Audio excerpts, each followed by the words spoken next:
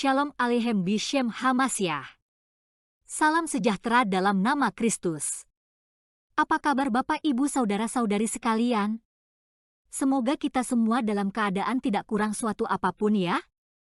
Pada kesempatan kali ini, kita akan melanjutkan membaca buku sejarah The Decline of Eastern Christianity under Islam pada bab 3.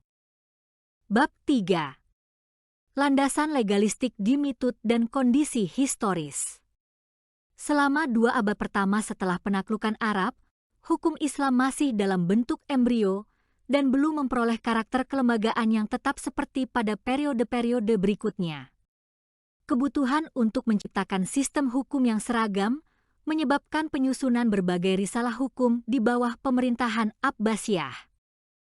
Posisi masyarakat yang ditaklukkan bervariasi, tergantung pada kondisi setempat, kebijakan administrasi, dan faktor ekonomi, serta politik seperti perang, invasi, dan pemberontakan. Di bawah pemerintahan Umayyah, kaum ahli kitab, khususnya orang Kristen, merupakan mayoritas rakyat dan pembayar pajak utama negara Islam. Kekuatan ekonomi ini juga merupakan kekuatan politik yang perlu dikendalikan karena akan melumpuhkan tentara Arab. Populasi yang ditaklukkan telah menguasai teknik peradaban, termasuk administrasi negara, pertanian, perdagangan, arsitektur, dan kerajinan. Akibatnya, sikap yang mendamaikan diambil terhadap orang-orang yang ditaklukkan, yang aktif dan pekerja keras, dengan membiarkan mereka bertanggung jawab atas administrasi dan pemungutan pajak, tetapi di bawah kendali negara Islam. Negara Islam yang baru lahir di tanah-tanah yang ditaklukkan terdiri dari tentara, massa yang ditaklukkan, dan kekuasaan hukum. Lembaga hukum tersebut bertujuan untuk menyeimbangkan dan memperbaiki kesenjangan demografi antara kaum kitab yang ditaklukkan dan kaum muslim. Bab ini mengkaji kumpulan tindakan yang muncul secara terpisah, terkadang bertepatan dengan peristiwa politik dalam tatanan sosial politik yang longgar, namun tidak terstandarisasi hingga periode berikutnya ketika hukum Islam ditetapkan. Status hukum kaum dhimmi muncul pada 2 tingkat, 1, bergerak dan terjerat dalam sejarah, dan yang lainnya ditetapkan dalam dogma hukum. Ciri-ciri negeri yang ditaklukkan. Islamisasi negeri-negeri yang ditaklukkan merupakan prinsip dogma agama dan, dalam praktiknya, merupakan proses politik dan ekonomi.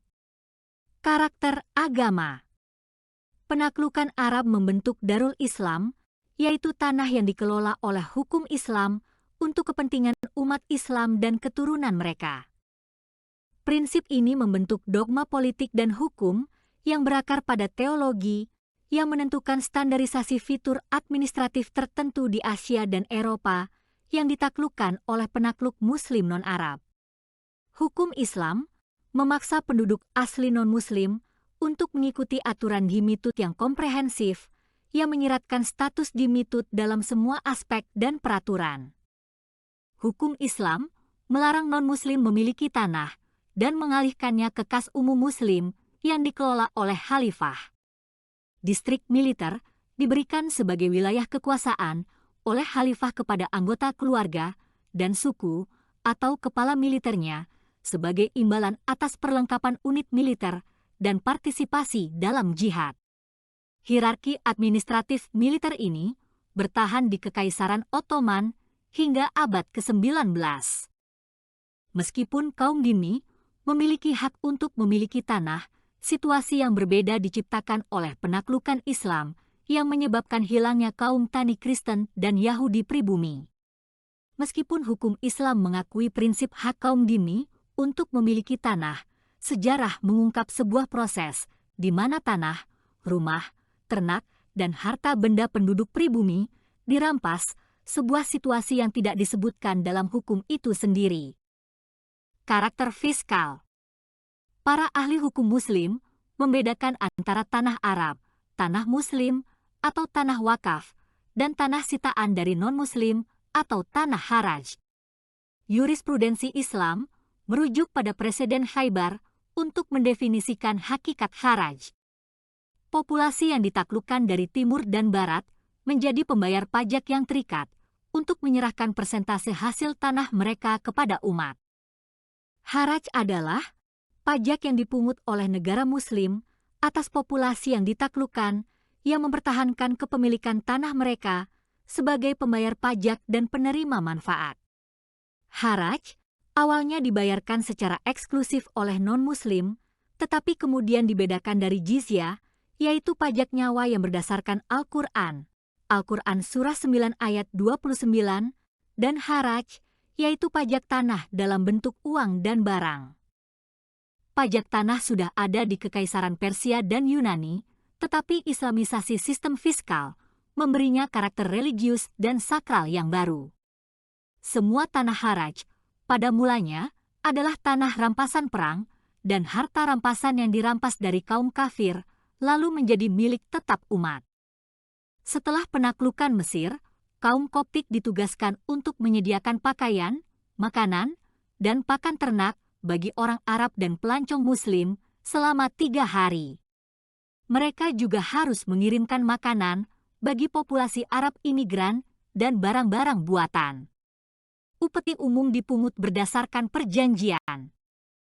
Setelah pendudukan Arab, Umayyah mengatur ulang sistem keuangan, memungut 5 jenis pajak atas penduduk asli, pajak tanah, atau haraj, dalam bentuk barang yang sepadan dengan panen, pajak nyawa, atau jizyah, serta biaya dan kebutuhan pemungut pajak, dan pajak yang diminta secara khusus, pajak luar biasa, dan kebutuhan serta pakaian bagi kaum Muslim. Penduduk asli diharuskan menyediakan kebutuhan dengan barang-barang buatan, produk makanan, dan tugas wajib yang berat, seperti bangunan, jalan, dan kebutuhan pelayaran. Beberapa dari penugasan dan kerja paksa ini dilanjutkan oleh pemerintahan Arab. Namun, sebuah fenomena baru muncul pada abad ke-8 yang terkait dengan kerakusan otoritas keuangan, yaitu eksodus pedesaan. Selama periode buronan dan pengasingan, penduduk desa Yahudi dan Kristen melarikan diri untuk menghindari pemungut pajak. Pemerintah menggunakan tindakan brutal untuk memastikan pendapatan, termasuk sensus, dan penerbitan izin bagi individu. Mereka yang tidak memiliki paspor dieksekusi. Para buronan dibawa kembali ke desa mereka dan diharuskan membayar pajak orang tua mereka. Perpindahan agama menjadi Islam dan penyitaan tanah oleh orang Arab mengubah tanah haraj menjadi tanah wakaf. Daerah kena pajak dan pendapatan negara berkurang karena ditinggalkannya ladang oleh petani non-Islam dan orang Arab yang membiarkannya terbengkalai.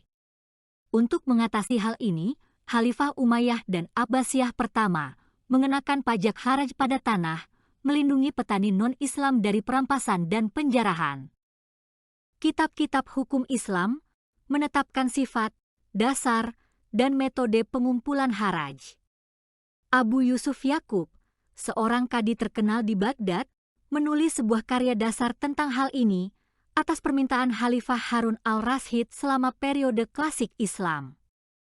Penulis menganjurkan para pemungut pajak memperlakukan para pembayar pajak dengan belas kasihan dan keadilan yang menegaskan citra tradisional pemerintahan yang diilhami oleh toleransi dan keadilan. Periode ini dianggap sebagai zaman keemasan bagi orang-orang Yahudi dan Kristen yang tunduk pada keadilan Islam. Sebuah catatan sejarah yang luar biasa oleh Patriark Dionysius, seorang biarawan monofisit dari Tel Mahr, memberikan laporan terperinci tentang situasi keuangan non-Muslim pada abad ke-8. Catatan sejarah tersebut mencakup Mesopotamia, Mesir, Suriah, dan Palestina, mengungkap mekanisme yang menghancurkan struktur sosial kaum tani non-Islam yang berkembang pesat di seluruh wilayah timur yang telah diislamkan. Khalifah Al-Mansur tahun 754–775 memerintahkan sensus atas para pembayar pajak dan mengangkat seorang gubernur di Mesopotamia untuk mencap orang-orang sebagai budak dan menandai mereka di atas leher mereka. Ketika gubernur memasuki kota-kota, semua orang diliputi rasa takut dan melarikan diri di hadapannya. Karena dibebani pajak dan disiksa oleh para pemungut pajak, penduduk desa melarikan diri atau beremigrasi ke kota-kota, berharap bisa lolos dari bayang-bayang kerumunan tahanan yang dideportasi dari wilayah yang ditaklukkan dan masa budak yang ditawan di jarah. Namun, bahkan di kota-kota, orang-orang non-Islam nyaris lolos dari para pemungut pajak. Karena para lelaki itu tercerai-berai, mereka menjadi pengembara di mana-mana dan ladang-ladang menjadi tandus, serta pedesaan di jarah. Kronik ini menyoroti dampak buruk penindasan fiskal terhadap struktur sosial non-Muslim di Timur yang telah diislamkan. Kronik tersebut menggambarkan rezim brutal dan represif Kekhalifahan Abbasiyah, di mana uang diperas melalui berbagai cara, seperti pukulan, penyiksaan, dan pembunuhan dengan cara disalib. Penduduk desa seringkali dikurung di gereja selama berhari-hari tanpa makanan dan diperkosa sampai tebusan dibayarkan. Orang-orang Arab yang telah secara curang merampas tanah non-Islam diusir oleh petugas pajak. Khalifah menempatkan sejumlah orang Persia di Marda untuk membawa kembali para buronan dan mengumpulkan upeti. Wilayah tersebut diduduki oleh orang-orang Arab yang sebelumnya ditempati oleh orang-orang Syria yang telah melarikan diri. Khalifah mengumpulkan banyak orang dari semua kota, memaksa orang-orang Arab untuk pindah dan mengambil semua yang mereka miliki. Ia memenuhi tanah dan rumah mereka dengan orang-orang Suriah dan menyuruh mereka menanam gandum. Kebijakan yang paradoks ini didorong oleh alasan-alasan fiskal karena orang-orang non-Muslim yang kalah menghasilkan fai, rampasan perang milik khalifah yang harus membayar upeti, sementara orang-orang Arab menuntut bagian dari rampasan atau upeti tersebut.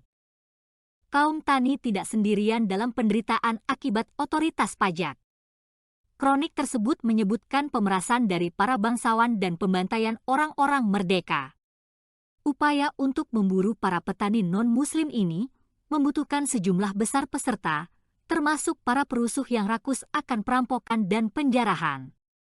Akomodasi dan pemeliharaan pemilik zakat dan pemungut pajak, serta hadiah yang mereka tuntut dari tuan rumah mereka, melengkapi kehancuran desa-desa. Khalifah bergerak ke wilayah barat untuk menuju Yerusalem, mendatangkan malapetaka, meneror, dan menghancurkan, lebih buruk daripada yang dia lakukan di Mesopotamia. Ia mengubah bait suci menjadi masjid, memperbaiki reruntuhan Yerusalem, menyerang manusia, merampas harta benda dan ternak, terutama kerbau, dan tidak menyisakan apapun. Setelah melakukan segala macam kejahatan, ia kembali ke Mesopotamia untuk melanjutkan kehancurannya. Di Mesir, kaum non-Islam yang hancur karena pajak, meninggalkan tanah dan desa mereka, yang menyebabkan mereka dipaksa kembali oleh para pemungut pajak. Negara mengganti kerugiannya dengan memperbudak anak-anak mereka, sebuah situasi yang kontras dengan risalah teoritis dan abstrak oleh Abu Yusuf. Kronik kontemporer, Dionysius, menggambarkan populasi non-Islam yang diburu dan dieksploitasi oleh Kekhalifahan Abbasiyah dan keangkuhan Islam. Kemudian, situasi serupa muncul di Anatolia, Emirat Turki, dan Balkan, karena emigrasi oleh orang Turki nomaden dan jihad. Alokasi wilayah kekuasaan dan penindasan terhadap kaum tani Kristen menyebabkan eksodus ke kota-kota. Sultan Turki, Osman dan Orhan mengambil tindakan untuk melumpuhkan para petani Kristen dan melarang mereka melarikan diri atau beremigrasi. Untuk menjaga produktivitas dan volume perpajakan, Ottoman melindungi para petani, dengan beberapa wilayah Kristen mendapat manfaat dari pemerintahan semi-otokton. Di daerah-daerah terpencil di Serbia, pemerintahan Turki menyerahkan otonomi yang besar kepada desa-desa, di mana wali kota yang dipilih oleh penduduk mengalokasikan pajak dan bertindak sebagai perantara bagi orang-orang Turki. Kebijakan yang toleran dan tercerahkan terhadap rakyat Kristen ini menjelaskan kelangsungan hidup kaum tani pribumi di Turki Eropa setelah berabad-abad dikuasai Muslim, sementara di daerah-daerah Arab, kaum tani Kristen dan Yahudi hampir sepenuhnya disingkirkan. Jizya Istilah yang digunakan untuk menggambarkan perpajakan umat Islam diperkenalkan pada abad ke-7 oleh Khalifah Hisham tahun 724 sampai 743. Perintah untuk berpartisipasi dalam jihad dan memungut jizyah didasarkan pada ayat Al-Quran Surah 9 ayat 29 yang diterapkan pada orang-orang yang tidak percaya kepada Allah dan hari kiamat. Jizyah dibagi menjadi 3 tingkat berdasarkan kekayaan pembayar pajak. Umar, pemimpin kekhalifahan, memerintahkan sensus baru untuk mengenakan pajak nyawa atau jizyah. Di Palestina, semua penduduk dan harta benda mereka dihitung, dan di Irak, jizyah dinaikkan menjadi 12, 24, dan 48 dirham. Dionysius mengaitkan pengenaan jizyah untuk Suriah dan Mesopotamia dengan Abdul Malik tahun 685 sampai 705. Pada tahun 1003, Abdul Malik membuat teadil yang mengenakan pajak kepada orang-orang Suriah dan mengharuskan mereka mendaftarkan nama, ayah, tanaman anggur, pohon zaitun, properti, anak-anak, dan semua yang mereka miliki. Inilah asal mula jizyah dan kejahatan yang tersebar dan menimpa orang-orang Kristen. Situasi di Suriah dan Mesopotamia hanya membaik dengan diperkenalkannya sensus pertama oleh orang-orang Arab. Pemerintahan Khalifah Hisham meningkatkan penindasan melalui pajak dan upeti yang berlebihan. Selama era Abbasiyah, hanya non-Muslim yang dikenakan jizyah, sementara umat Islam membayar zakat. Kaum Koptik memberontak, dengan sebagian besar pemberontak dibantai, dan sisanya melarikan diri melalui laut.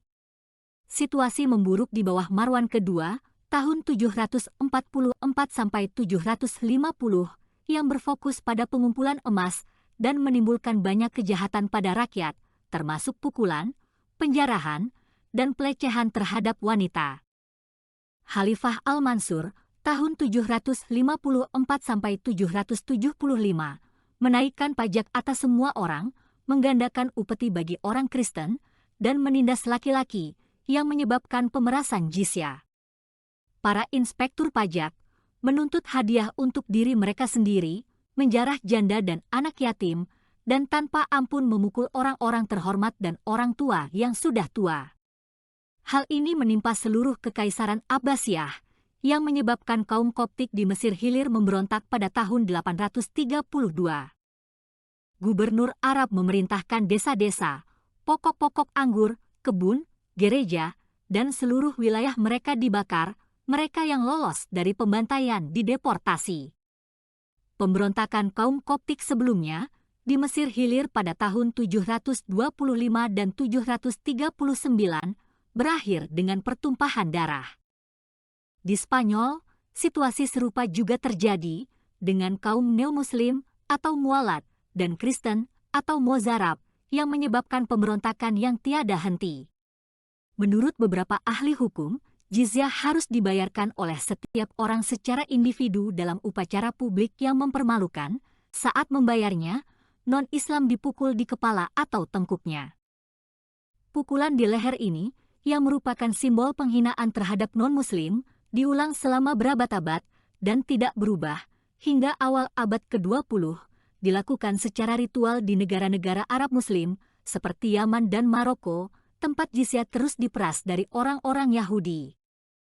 Jizyah, pajak nyawa, merupakan praktik kontroversial pada abad pertengahan. Awalnya, wanita, orang miskin, orang sakit, dan orang yang lemah dibebaskan dari pajak.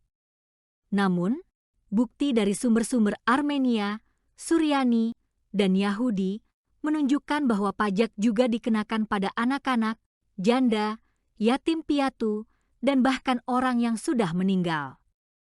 Pada tahun 1683, Konsul Prancis Chevalier Laurent d'Arvius mencatat bahwa anak-anak Kristen berusia 10 tahun membayar jizyah.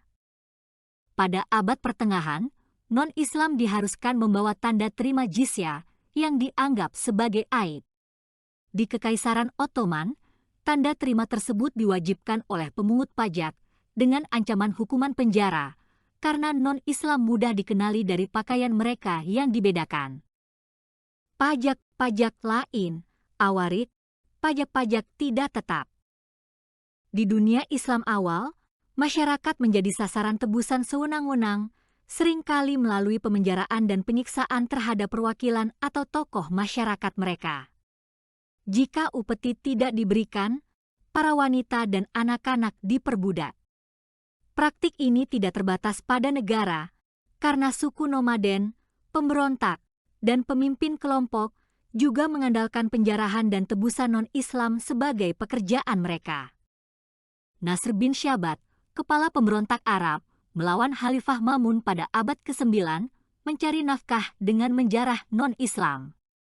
Banyak dokumen menunjukkan bahwa tebusan ini dilakukan melalui penyiksaan atau ancaman pembantaian massal.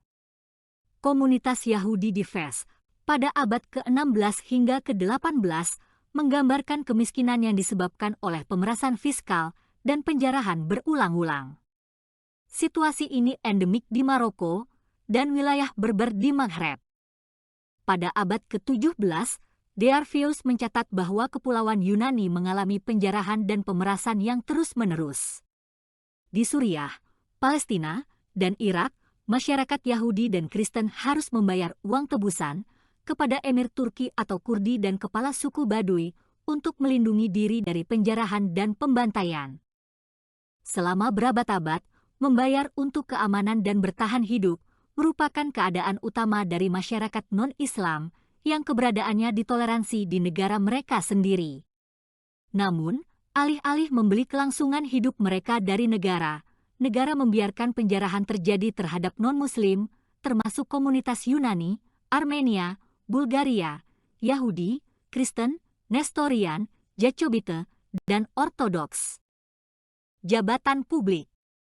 Pengecualian non-Islam dari jabatan publik didasarkan pada ayat-ayat Al-Quran, Surah 3 ayat 27, 114, dan 115, Surah 5 ayat 56 dan hadis yang melarang otoritas Kristen atau Yahudi atas umat Islam.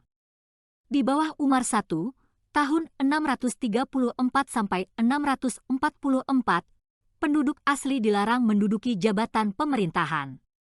Namun, di bawah Abdul Malik, tahun 685 sampai 705, para pemimpin Kristen tetap menjalankan pemerintahan dalam bahasa Yunani. Meskipun bahasa Yunani diganti dengan bahasa Arab, para pejabat non-Islam tetap bekerja. Umar II, tahun 717 sampai 720, memecat semua pejabat non-Islam di kekhalifahan yang menyebabkan fanatisme dan pembantaian di Mesopotamia, Levan, Mesir, Maghreb, dan Andalusia. Undang-undang Islam mengatur semua litigasi antara Muslim dan non-Islam yang tidak mengakui keabsahan sumpah kesaksian non-Islam terhadap Muslim. Keputusan ini, yang dikaitkan dengan Umar II, memastikan impunitas Muslim dalam litigasi antaragama dan menentukan korupsi hakim dan saksi Muslim. Peraturan ini bertahan hingga pertengahan abad ke-19 dan bahkan lebih lama di beberapa wilayah.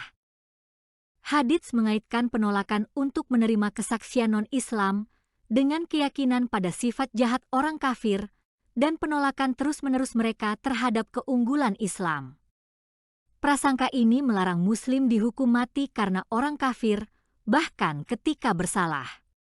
Di Ifriqiya, keputusan menetapkan bahwa orang Yahudi harus bersumpah pada hari Sabtu dan orang Kristen pada hari Minggu.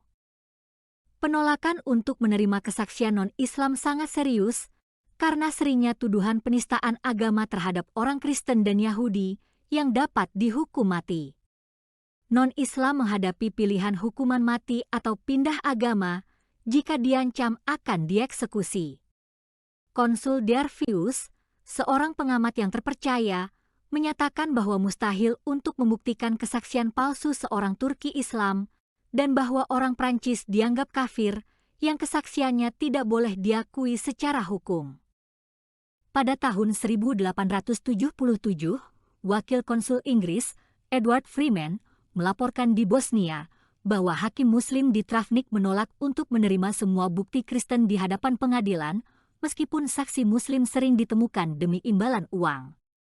Pada tahun 1895, agen konsuler Inggris di Java menyatakan bahwa saksi palsu selalu siap untuk muncul dalam tuduhan atau klaim apapun yang diajukan oleh Muslim terhadap orang Kristen dan Yahudi. Namun, dalam beberapa kasus, kesaksian non-Muslim diterima, bahkan di pengadilan agama Muslim. Pada abad ke-19, Ottoman memperkenalkan sistem administrasi baru yang disebut Majele, yang menangani urusan perdata dan pidana menurut kode hukum yang dimodifikasi yang berasal dari jurisprudensi Eropa. Perubahan ini memberikan dasar bagi sistem peradilan yang berbeda yang mengakui kesaksian non-Muslim.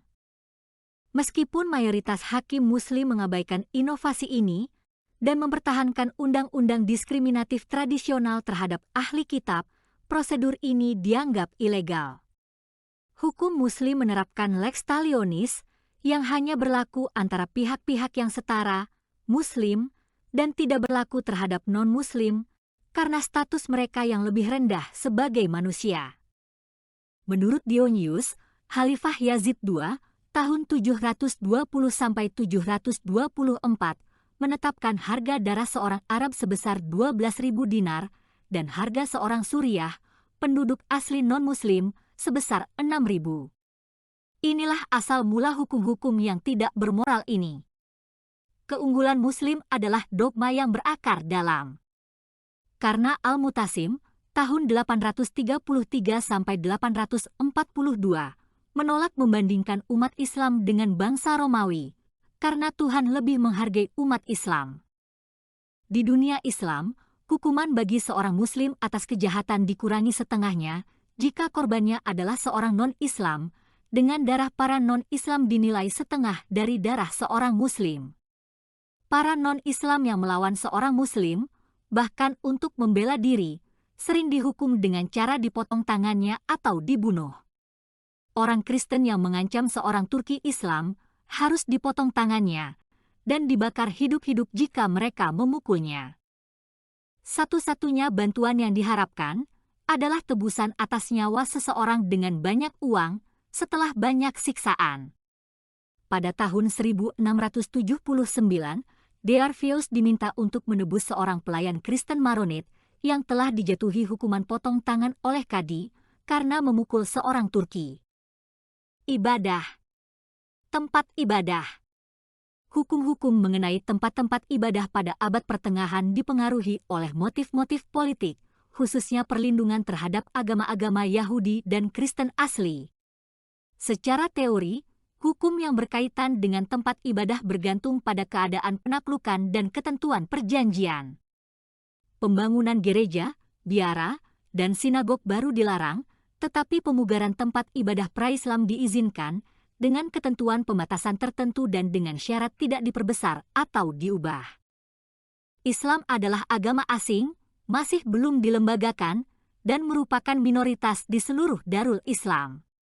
Islam perlu dilindungi dari godaan peradaban kuno dan cemerlang dari ahli kitab. Michael dari Suriah mencatat bahwa, sejak awal kekhalifahannya, Umar II mengumumkan hukum yang memusuhi orang Kristen, karena ia ingin memperkuat hukum umat Islam. Hak istimewa para penakluk dan degradasi agama lain meyakinkan orang Arab tentang keunggulan Islam. Diskriminasi agama yang ditentukan oleh persyaratan penjajahan Muslim Arab menjadi kebiasaan melalui fanatisme yang keras kepala, bahkan ketika Islam berhasil menggantikan agama-agama asli. Sejak awal penaklukan di Suriah dan Spanyol, serta di provinsi-provinsi taklukan lainnya, umat Kristen telah menyerahkan setengah gereja mereka kepada umat Islam yang menjadi masjid sebagai akibat masuknya umat Islam. Selain itu, jelas bahwa kohabitasi ini tidak dapat bertahan lama, mengingat penolakan umat Islam terhadap agama Kristen. Larangan yang mengenai lonceng, penguburan, upacara, dan pembangunan tempat ibadah diterapkan di Andalusia serta di seluruh Darul Islam. Penindasan agama di kekhalifahan pada masa Umayyah dan Abbasiyah yang dianggap sebagai zaman keemasan dimulai di bawah Abdul Malik tahun 685 sampai 705. Khalifah Walid tahun 705 sampai 715 yang membenci orang Kristen memerintahkan pembongkaran beberapa gereja dan menggantinya dengan masjid. Mahdi tahun 775 sampai 785 mengizinkan penghancuran semua gereja yang dibangun setelah penaklukan. Penghancuran gereja dan biara dilakukan dalam skala besar di seluruh kekhalifahan Arab hingga pada tahun 830. Mamun melarang penghancuran lebih lanjut tanpa izinnya. Namun, selama kekhalifahan Al-Mutawakkil tahun 847 sampai 861, gelombang penganiayaan agama, pemaksaan pindah agama, dan pemusnahan gereja dan sinagog melanda seluruh kekhalifahan Abbasiyah. Setelah kematian Khalifah, Muhammad Al-Mudabbir tiba di Mesir sebagai Menteri Keuangan tahun 861, datang dari Palestina, tempat ia telah lama membuat penduduknya menderita berbagai jenis kesengsaraan. Ia melipat gandakan jizyah atas orang Kristen dan Yahudi, sehingga ia memenuhi penjara di setiap tempat.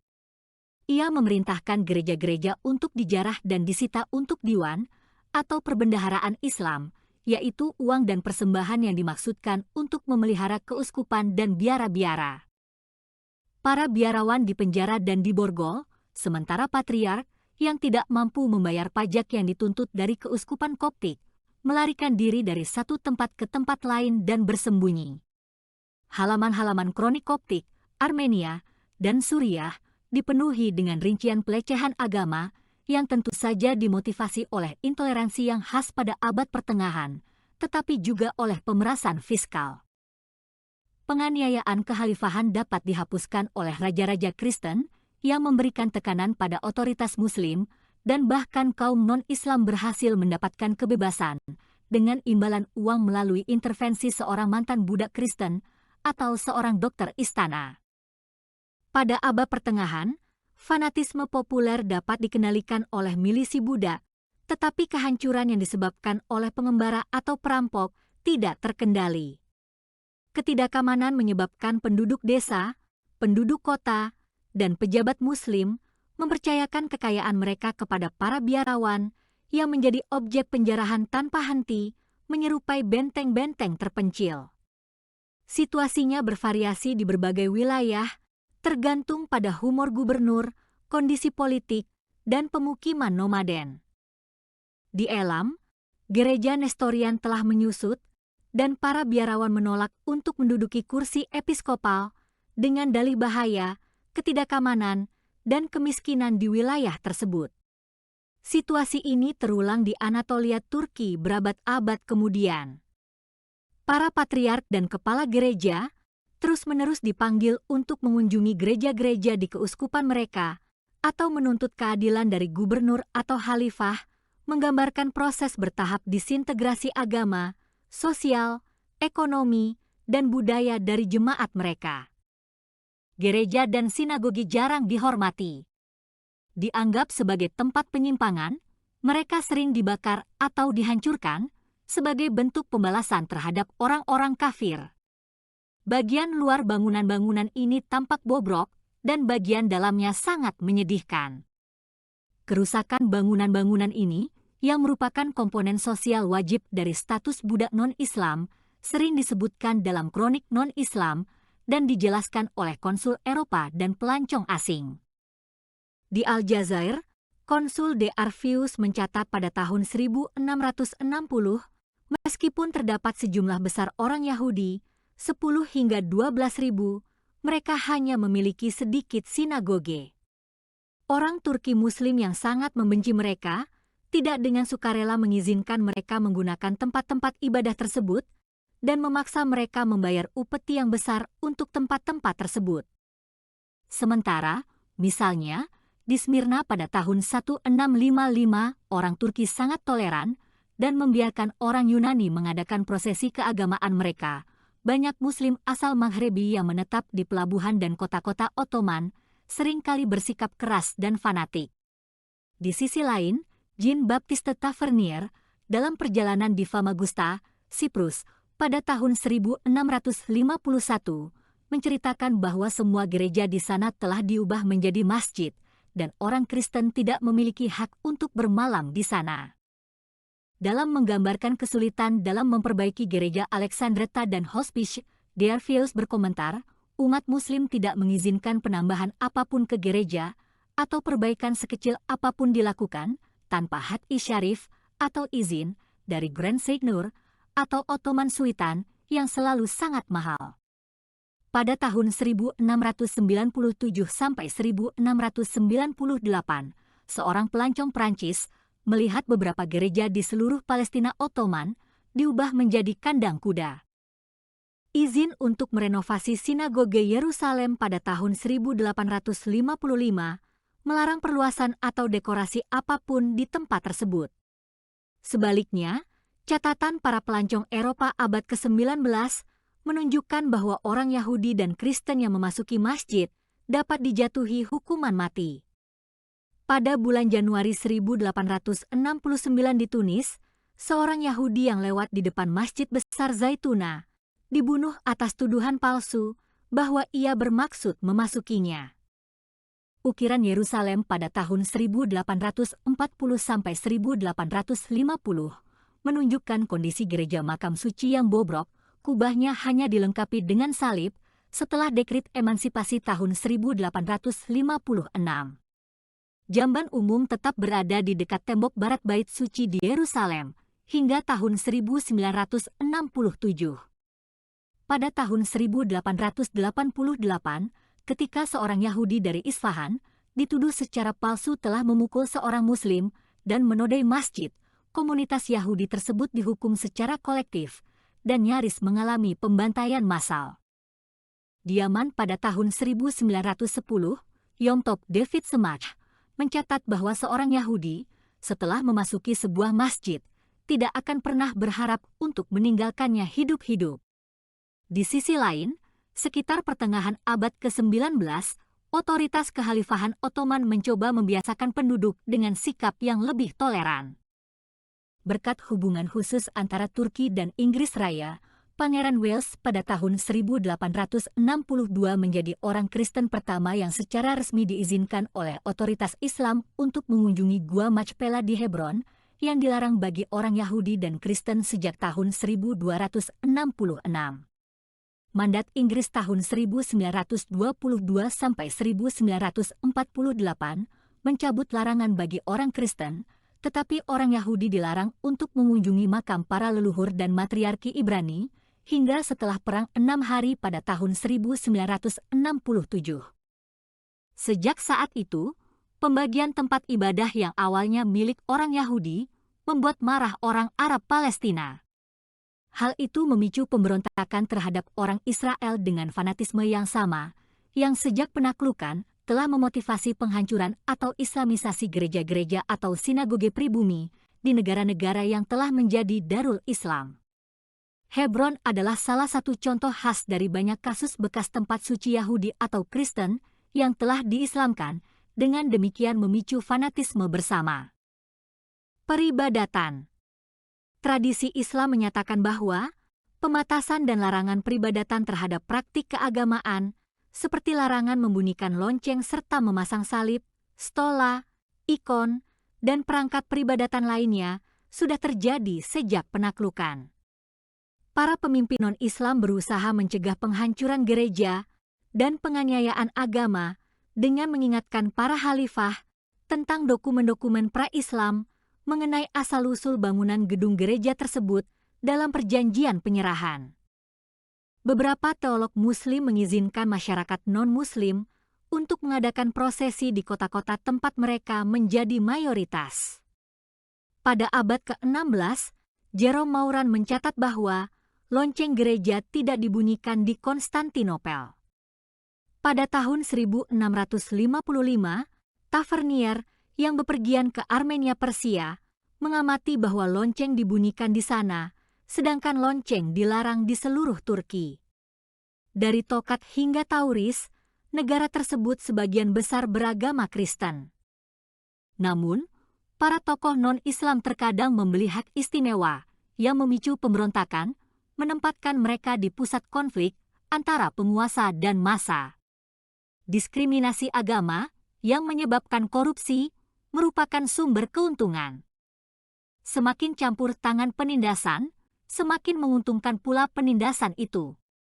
Al-Mu'tasim tahun 833 sampai 842 mengumumkan dekrit terhadap orang Kristen yang menyebabkan penganiayaan terhadap orang Kristen. Pada tahun 1173, Uskup Jazirah, Irak, dianiaya oleh orang-orang Arab yang menggunakan dokumen palsu untuk merebut sebuah biara. Orang-orang di keuskupannya dapat membebaskan biara dan uskup setelah membayar sejumlah besar uang. Upacara keagamaan dan penguburan non-Islam harus dilakukan secara diam-diam. Makam kaum muslim harus dibedakan dari makam non-Islam. Karena makam kaum kafir tidak dihormati, makam-makam itu seringkali diratakan dengan tanah dan makam-makamnya dinodai, praktik-praktik yang masih berlanjut hingga saat ini di beberapa negara muslim. Masyarakat Kristen pada abad pertengahan, kemurtadan dan penistaan agama dihukum mati. Benar atau salah, tuduhan penistaan agama terhadap Islam atau Nabi seringkali memicu eksekusi seketika terhadap non-Islam. Kasus paling terkenal pada abad ke-19 menyangkut seorang Yahudi, Samuel Sveš, yang dieksekusi di Tunis pada tahun 1857. Tuduhan penistaan agama memicu pembalasan kolektif terhadap kaum Yahudi di Tunis tahun 1876, Aleppo tahun 1889, Hamadan tahun 1876, Sulimaniyah tahun 1895, Teheran tahun 1897, dan Mosul tahun 1911. Perpindahan agama secara paksa. Al-Quran melarang pemindahan agama secara paksa. Akan tetapi, peperangan dan persyaratan dominasi Islam atas wilayah dan penduduk yang ditaklukkan telah menurunkan prinsip toleransi beragama ini menjadi teori belaka. Jihad, atau lebih tepatnya alternatif yang dipaksakan kepada umat kitab, yakni pembayaran upeti dan ketundukan kepada hukum Islam, atau pembantaian dan perbudakan orang-orang yang selamat, pada dasarnya merupakan pelanggaran terhadap prinsip kebebasan beragama. Selama berabad-abad, pasukan Muslim telah melakukan agresi terhadap Darul Harb, penjarahan terhadap populasi non-Muslim dan dijadikan budak, pembajakan di laut, deportasi regional, dan penghancuran kota-kota dan desa-desa. Setelah penaklukan Arab, suku-suku Arab yang beragama Kristen menghadapi kekalahan, perbudakan, dan pemaksaan pindah agama. Pada tahun 704–705, putra Marwan, Muhammad, mengumpulkan para bangsawan Armenia di gereja Saint Gregory di Nakhchivan dan gereja Ekstram di Arases, dan membakar mereka sampai mati. Walid I, tahun 705–715, membunuh tawanan Kristen di gereja-gereja Suriah. Ia menggunakan berbagai bentuk penyiksaan untuk membuat suku Taghlib yang beragama Kristen murtad. Umar II memerintahkan agar orang-orang Yahudi dan Kristen yang murtad dibebaskan dari jizyah. Di bawah Al-Mansur, tahun 754–775, seluruh penduduk Kristen di lembah Germanicea, Marash, utara Aleppo, ditawan dan dideportasi ke Ramla di Palestina. Mahdi, tahun 775–785, melakukan penyiksaan untuk memaksa suku Kristen Tanukia yang tinggal di sekitar Aleppo untuk menjadi Muslim. 5.000 pria murtad dan para wanita melarikan diri. Selama pemerintahannya, penganiayaan terhadap kaum Manichean meningkat. Idris I, tahun 789–793, mencatat setelah tiba di Maghreb, menyebabkan jejak terakhir agama Kristen, Yahudi dan pagan menghilang, dan mengakhiri kemerdekaan suku-suku ini, Yahudi dan Berber. Perlawanan Kristen telah menghasilkan para martir di Andalusia, di bawah Abdul Rahman II, tahun 822–852. Penggantinya, Muhammad I, mewajibkan beberapa pejabat Kristennya untuk pindah agama agar dapat mempertahankan jabatan mereka. Kerusuhan keagamaan terus berlanjut di Provinsi Elvira pada tahun 889 dan pada tahun 891 Seville dan daerah sekitarnya berlumuran darah oleh pembantaian ribuan orang Spanyol Kristen dan mualat. Di Granada pada tahun 1066, seluruh komunitas Yahudi yang berjumlah sekitar 3.000 orang dimusnahkan. Di Maghreb, pembantaian 5.000 hingga 6.000 orang Yahudi di Fez pada tahun 1033. Penganiayaan Almohad di Maghreb dan Spanyol Muslim tahun 1130 sampai 1212 melenyapkan agama Kristen di sana. Di Tunis pada tahun 1159, orang-orang Yahudi dan Kristen yang tinggal di kota ini memiliki pilihan antara masuk Islam atau mati, sebagian menjadi Muslim, dan sisanya dieksekusi. Orang-orang Yahudi mempraktikkan Yudaisme secara sembunyi-sembunyi, dan para penyelidik Almohad mengambil anak-anak dari keluarga mereka dan menyerahkan mereka kepada para pendidik Muslim. Hukum serupa berlaku di Yaman, yang mewajibkan setiap anak yatim piatu Yahudi untuk pindah agama. Hukum ini dicabut oleh Turki setelah tahun 1872, tetapi diterapkan kembali oleh Imam Yahya pada tahun 1922 dan dikukuhkan pada tahun 1925. Persekusi di bawah Khalifah Al-Hakim tahun 996 sampai 1021 dan kemudian di bawah Seljuk memicu perang salib dan menyebabkan kembalinya intoleransi dan fanatisme. Di Antiokhia sekitar tahun 1058, orang-orang Yunani dan Armenia dipaksa pindah agama. Penyiksaan digunakan untuk mengancam para pembangkang. Setelah kekalahan bangsa Mongol oleh bangsa Mamluk di Suriah tahun 1260, orang-orang Kristen di Damaskus dijarah, dibantai, dan dijadikan budak, serta gereja-gereja dihancurkan dan dibakar. Penduduk Damaskus menjarah rumah-rumah orang Yahudi tanpa sisa. Toko-toko mereka dihancurkan menjadi tumpukan puing. Pada tahun 1261, para budak Malik Salih, gubernur Mosul, menjarah orang-orang Kristen dan membunuh siapa saja yang tidak masuk Islam. Pada tahun 1264, orang-orang Yahudi dan Kristen di Kairo membayar tebusan yang besar agar terhindar dari pembakaran hidup-hidup. Pembayaran itu diperas dengan cara dicambuk, dan sejumlah besar orang-orang malang ini meninggal karena disiksa. Selama berabad-abad ekspansi Muslim, aliran orang-orang non-Muslim yang terus-menerus menjadi komoditas pasar budak. Pada tahun 1658,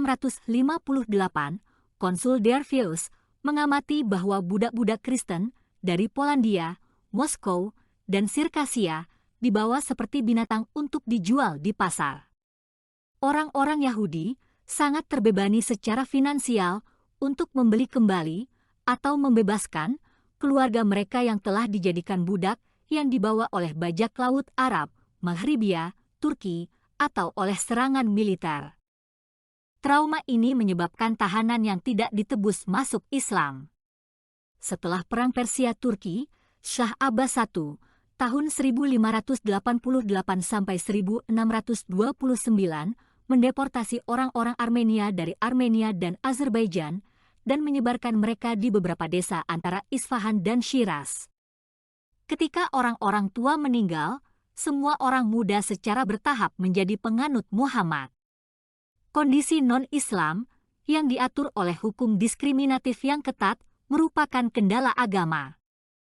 Di Persia, contoh-contoh pemaksaan pindah agama orang Yahudi terjadi pada tahun 1291 dan 1318 dan di Baghdad pada tahun 1333 dan 1344.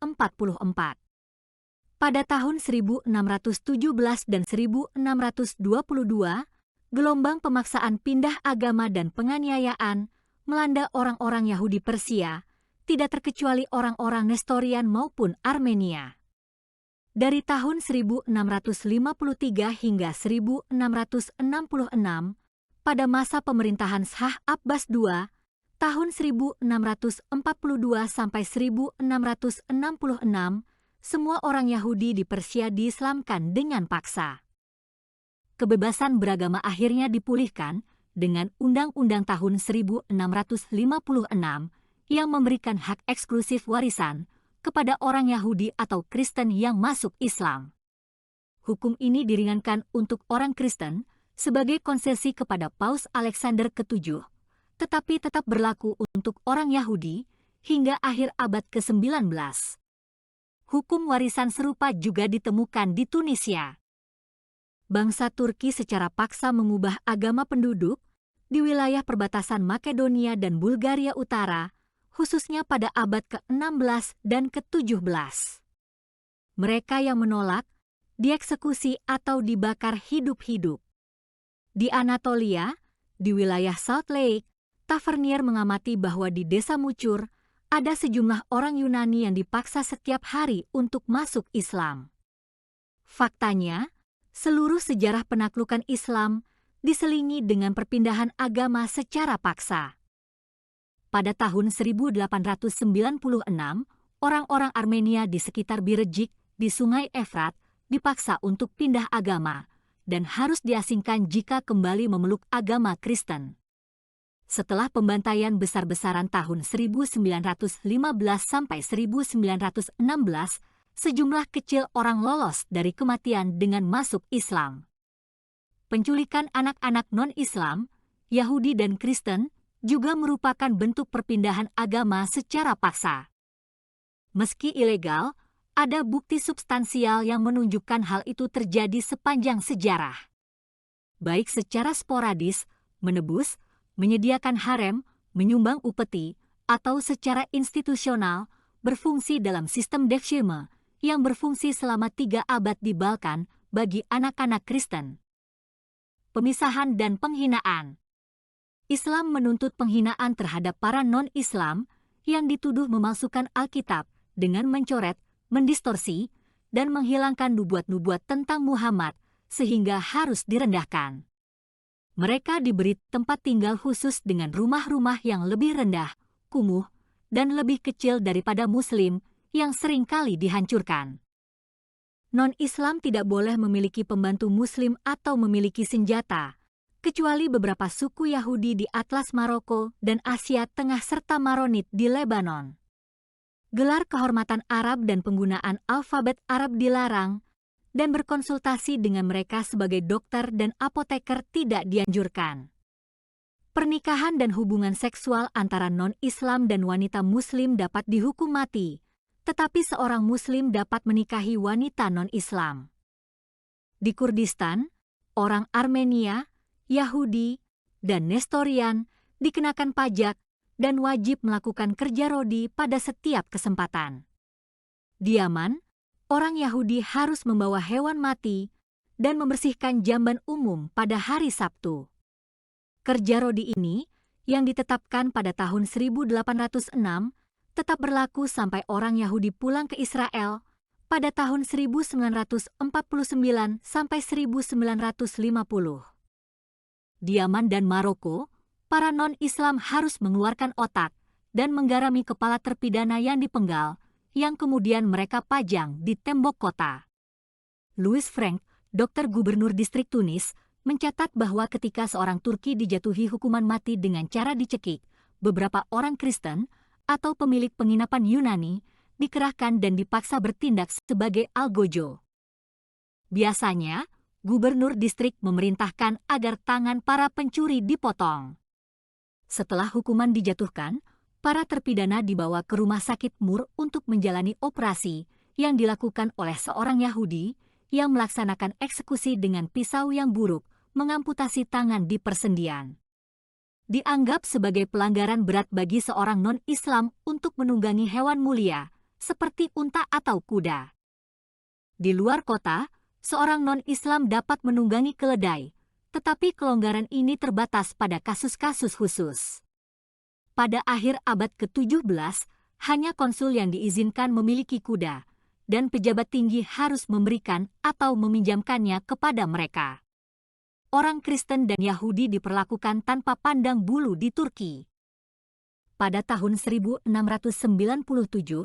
seorang warga Prancis yang berkunjung ke Kairo memperhatikan bahwa orang Kristen hanya boleh menunggangi keledai dan harus turun dari keledainya saat berpapasan dengan orang Muslim yang terhormat, karena seorang Kristen hanya boleh menghadap seorang Muslim dalam posisi yang memalukan.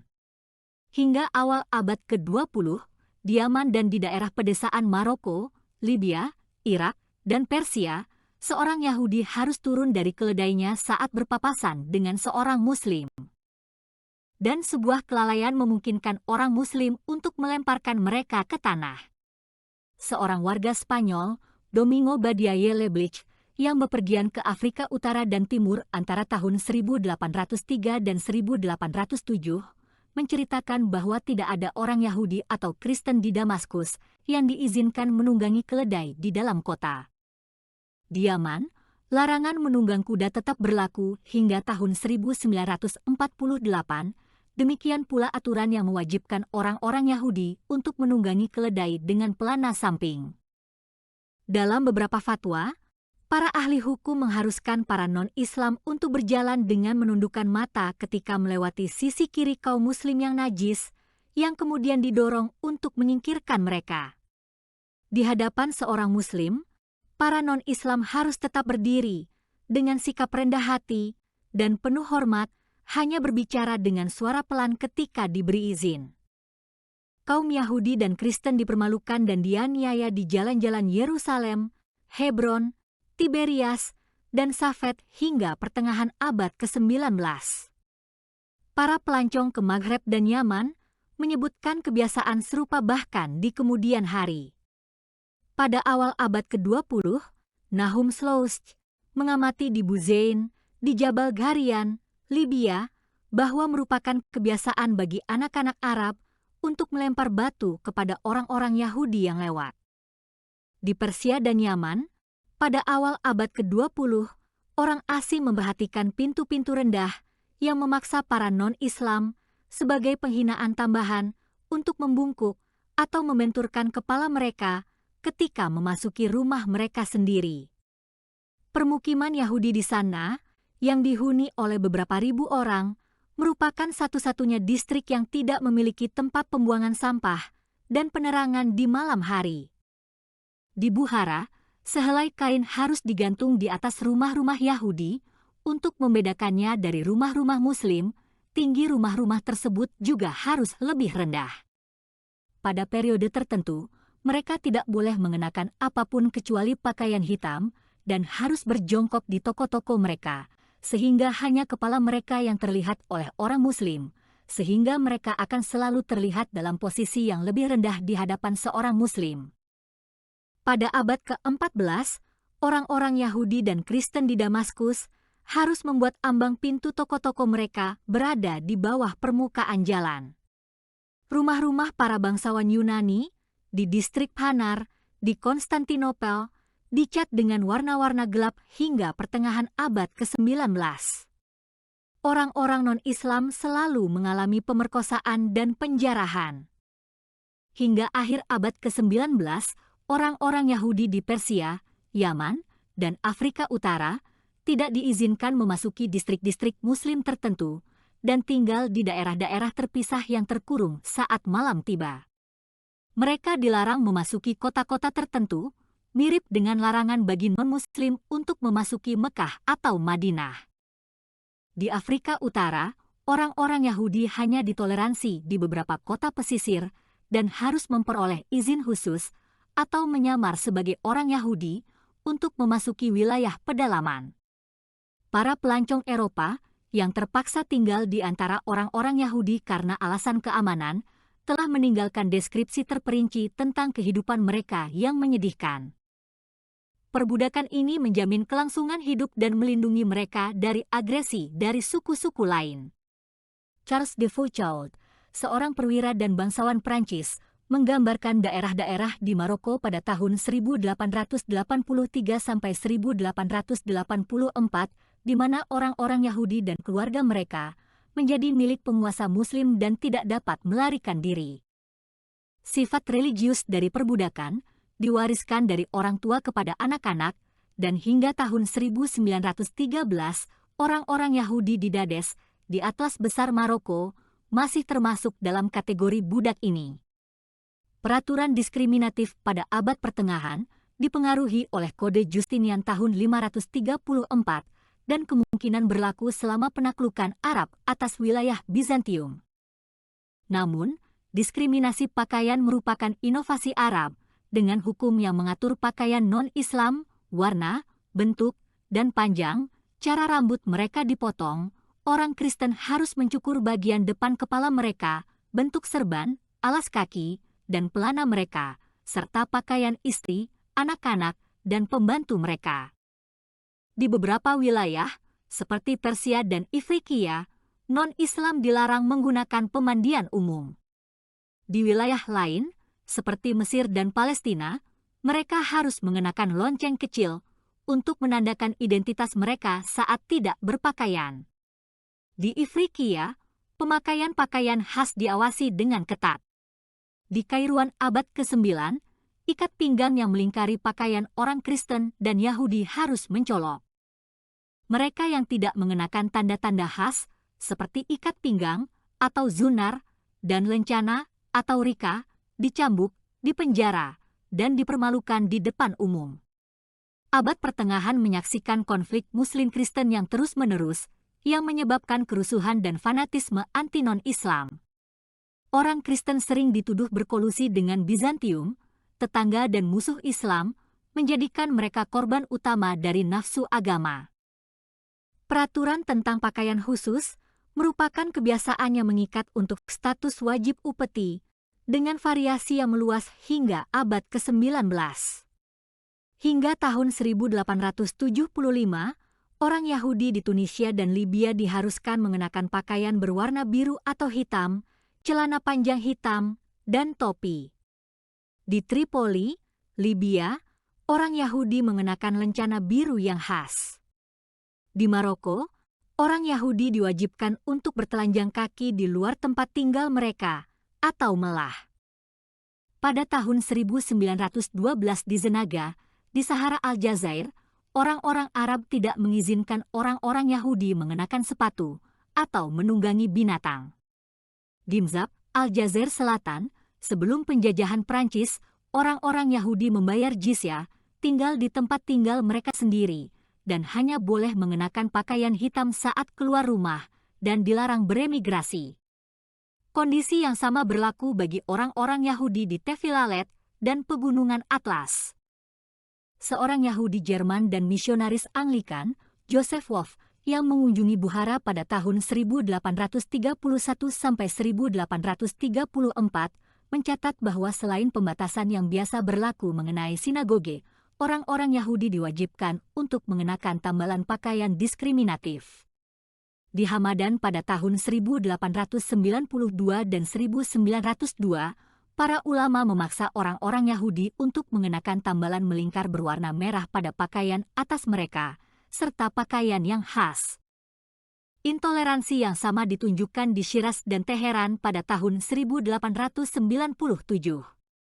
Di Yaman, Semaj dikejutkan oleh pakaian diskriminatif yang menjadikan orang-orang Yahudi sebagai objek ejekan.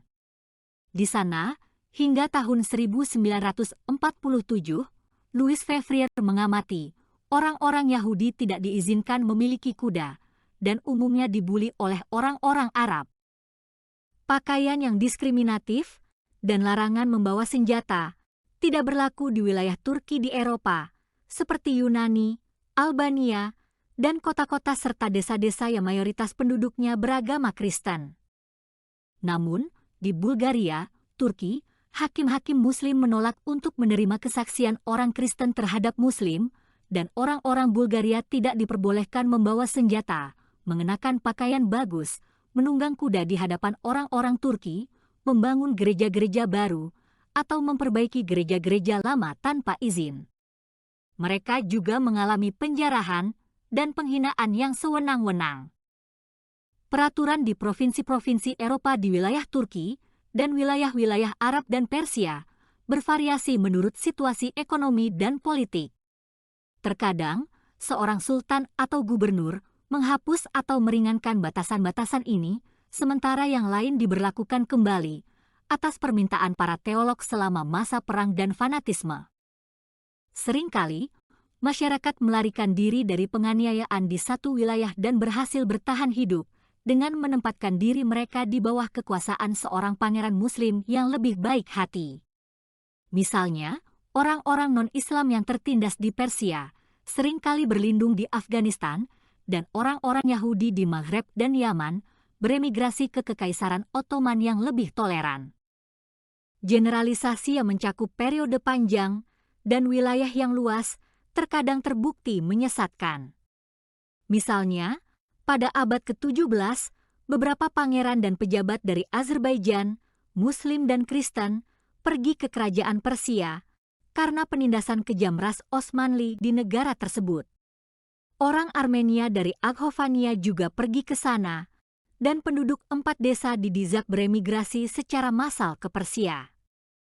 Emigrasi tersebut disebabkan oleh perampasan yang berlebihan, gangguan, penjarahan, pemurtadan yang dilakukan terhadap orang-orang Kristen, dan pembantaian yang kejam. Semua jatuh miskin, terbebani dengan utang, mereka telah mencari perlindungan di tanah Persia.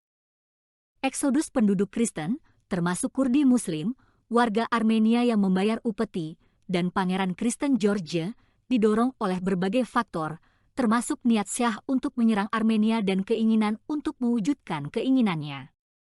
Para pangeran, khalifah, sultan, dan emir Muslim sering menyandera anak-anak raja Kristen guna mencuci otak mereka, memastikan kepatuhan, dan jika diperlukan, terlibat dalam konflik keluarga kerajaan dan menempatkan mereka yang telah diislamkan di atas tahta.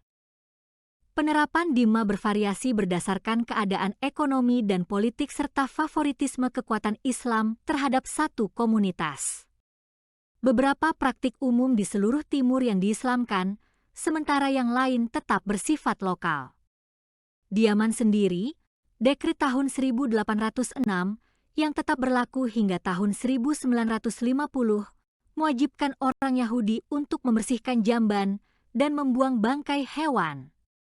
Kewajiban untuk bertelanjang kaki di luar permukiman Yahudi hanya berlaku di Yaman dan Maghreb. Undang-undang yang berkaitan dengan kenajisan orang Yahudi dan Kristen sangat keras di Yaman dan Persia, tetapi tidak di Kekaisaran Ottoman. Dalam bukunya, Voyage en Orient, Gerard de Nerval menggambarkan orang Mesir pada tahun 1843 sebagai orang yang ramah, santai, dan toleran. Kontras antara perilaku ini dan fanatisme yang berkecamuk di Maghreb, Suriah, Persia, dan Yaman saat ini menunjukkan adanya variasi besar dalam adat istiadat yang ada di satu daerah ke daerah lain. Kondisi kehidupan bervariasi tergantung pada lokasi pedesaan atau perkotaan daerah tersebut dan komposisi mayoritas Muslim atau non-Islam di sekitarnya. Relief geografis wilayah tersebut juga memengaruhi peta persebaran non-Islam dengan pegunungan yang menawarkan perlindungan dan dataran yang ditinggalkan oleh penduduk. Michael dari Suriah membuat beberapa referensi tentang penganiayaan oleh para pemimpin yang ingin mengokohkan popularitas mereka. Di Suriah, misalnya, Nur al-Din tahun 1146 sampai 1174 yang dianggap sebagai seorang nabi, berusaha sekuat tenaga untuk mengganggu orang-orang Kristen dengan segala cara agar dianggap oleh kaum Muslim sebagai orang yang bertakwa. Meskipun Islamisasi meluas di wilayah Arab dan Turki, tidak ada studi perbandingan tentang perlakuan terhadap orang Yahudi dan Kristen pribumi di wilayah tempat mereka diislamkan. Diskriminasi yang memengaruhi agama, pakaian, cara berkendara, dan memasuki jalan dan kota tertentu tidak terjadi di Turki, Eropa, dan Anatolia. Kondisi non-Islam juga bergantung pada undang-undang yang diterapkan di setiap negara. Mazhab Hanafi dan Syafi'i yang lebih toleran mendominasi di Turki dan Mesir. Di sisi lain, mazhab Hanbali yang paling fanatik berkembang di Irak dan Suriah dan dominan di Palestina hingga abad ke-15. Di beberapa wilayah Maghreb dan Persia, prinsip tanggung jawab kolektif diterapkan dengan properti disita dan dianggap rampasan jika seorang non-Islam dianggap menyebabkan kerugian bagi umat Islam. Mudah dibayangkan ekses yang ditimbulkan oleh peraturan semacam itu, yang sama saja dengan melegalkan penjarahan berkala terhadap suatu komunitas, mengingat bahwa kesaksian apapun yang diberikan oleh orang-orang non-Islam tidak memiliki keabsahan. Sistem penindasan dan penghinaan ini mencakup wilayah dan periode yang luas, membentuk adat istiadat, tradisi, kesadaran kolektif, dan perilaku. Sumber-sumber Arab Muslim jarang merujuk pada non-Islam, karena mereka dengan mudah ditolak hingga tidak ada apa-apanya. Sejarah masyarakat dari tanah-tanah yang diintegrasikan ke dalam Darul Islam melalui jihad ini tidak dapat dijelaskan dengan segala keragamannya dalam karya-karya penulis Muslim yang dipenuhi dengan prasangka pada zaman mereka dan bertindak sebagai pembela sistem tersebut. Bahkan, bukti dari sumber-sumber non-Islam akan lebih baik jika dinilai tidak hanya berdasarkan kondisi psikologis, di mana gagasan tentang perlindungan kolektif menggantikan gagasan tentang hak-hak individu, tetapi juga menyoroti pertentangan yang terjadi di antara komunitas non-Islam itu sendiri, dan bahkan konflik sosial dalam masing-masing komunitas tertentu ini. Pengamatan para pelancong barat seringkali melengkapi sumber-sumber lain, tetapi prasangka dan kepentingan pribadi harus dipertimbangkan.